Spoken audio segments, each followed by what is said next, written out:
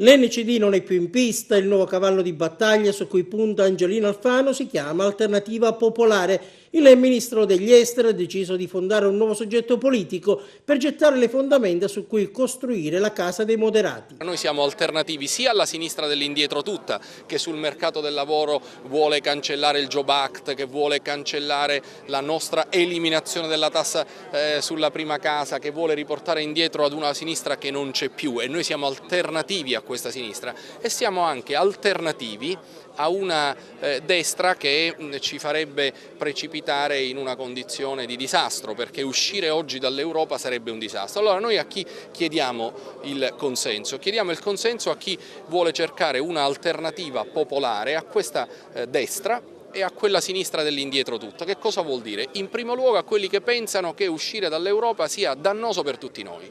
Chiunque abbia una casa sappia che uscire dall'Europa significa dimezzare il valore della propria casa, così come significa dimezzare il valore degli stipendi e del potere d'acquisto di chiunque abbia un conto in banca oppure un conto corrente. Ecco, questo è ciò che propone il cosiddetto sovranismo guidato da Salvini. È un pessimo affare per l'Italia e per gli italiani, e noi siamo convinti che comunque l'Europa, con tutti i problemi che abbiamo, rappresenti ancora oggi una possibile soluzione, perché uscire sarebbe peggio. Alternativa Popolare già pronta per le prossime scadenze elettorali e per le regionali, Alfano annuncia Che proporremo un nostro candidato, e all'interno della nostra squadra, dei nostri parlamentari, di coloro i quali ci hanno sostenuto fin dall'inizio, abbiamo personalità da candidare, e non abbiamo in questo momento bisogno di rivolgerci all'esterno e neanche di fare alleanze con nessuno. Noi alla Regione candideremo uno dei nostri, e ho un paio di parlamentari in mente che sono convinto che potrebbero vincere alla Regione e governare bene.